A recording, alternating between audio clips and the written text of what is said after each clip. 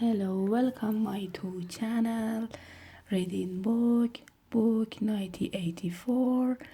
And on the other hand, they have almost no customer. He led a ghost like excited bathroom, the tiny dark shop, and an even tinier back kitchen where he prepared his meals and which contained a murder scene and unbelievably ancient gramophone with an enormous horn. He seems glad of the opportunity to tell wondering about the mine his worthless stock with his long nose and thin spectacle and his bowed shoulder in the villain jacket. He had always vaguely the air of being a collector rather than a tradesman with a sort of faded and sexy sexism. He would finger this scrap of rubbish or that in china bottle a stopper he painted laid of a broken snuff box. A pink bag locket containing a straw of some line dead baby hair, never asking that Winston should buy it. Merely that he should admire it. To talk to him was like listen to the talking of the worn out musical books. He had dragged out from the corner of his memory some more ferment. He had dragged out from the corner of his memory some more fragment of forgotten rhythm. There was one above for Antoine Blackburn, another about a cow with a crumbled horn, and another about the death of poor cook Robin. It's just accurate to me you might be interested, he would say with a deprecating little laugh whenever he produced a new fragment, but he could never recall more a few lines of any unread.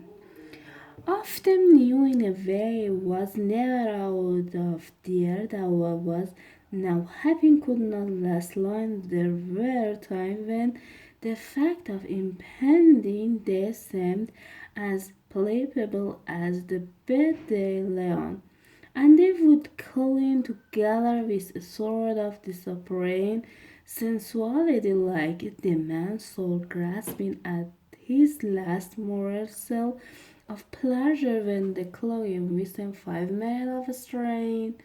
But there were also times when they had the illusion not only of safety but of permanence. So long as they were actually in this room, they both felt and harm could come to them. Getting there was difficult and dangerous, but the room itself was sanctuary.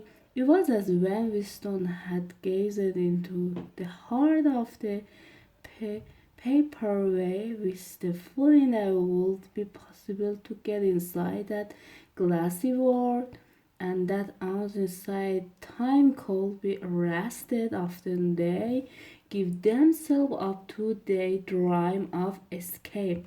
Their life would hold indefinitely, and they would wander in Target just like this for the remainder of their natural life. Or Katrina would die, and by subtle maneuvering, Winston and Julia would succeed in getting married, or they would commit suicide together, or they would disappear over themselves out of the recognition, learn to speak with poorly trained, assume get job in the factory and live out their life and they take it in the back street. It was all nonsense, as they both know.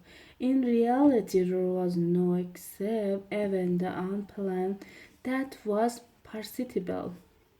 Society had no intention of carrying out. to hand on from day to day and from week to week.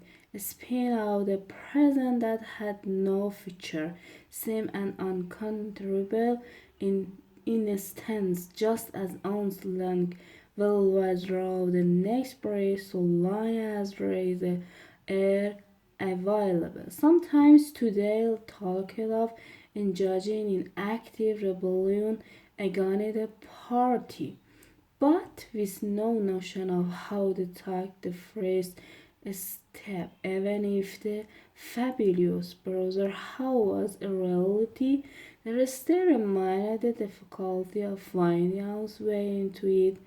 He told her of the strong intimacy that existed, or seems to exist, between himself and O'Brien of the impulse they sometimes felt. Simply to walk into O'Brien present a night that was the enemy of a party and demand his his help. Curiously enough, that did not strike her as an impossible right thing to do. She was used to judging people by their face, and it seems natural to her that Winston should believe O'Brien no be trustworthy on the strength of the single flash of the eye. Moreover, she looking for granted that everyone or nearly everyone secretly hated the party and would break the rule of it so it's safe to do so. But she refused to believe that this pre-organized opposition exile or coexist to tell about Goldstein and his underground army. She said it was simply a lot of rubbish which the Parian invented for its own purpose and which you had to pretend to believe in. Time beyond number apparently and spontaneous demonstration she had shown at the top of her voice for a excursion of people whose names she had never heard, that in whose supposed crime she had not the faintest belief. When public trials were happening, she had taken her place in the detachment from the youth Lego who surrounded the course from morning to night, catching an interval this of the tourist. During the 2 minutes, she always excellent in shooting in sewing at Golden. Yet she had only idea who Golden was on what doctrine he was supposed to represent.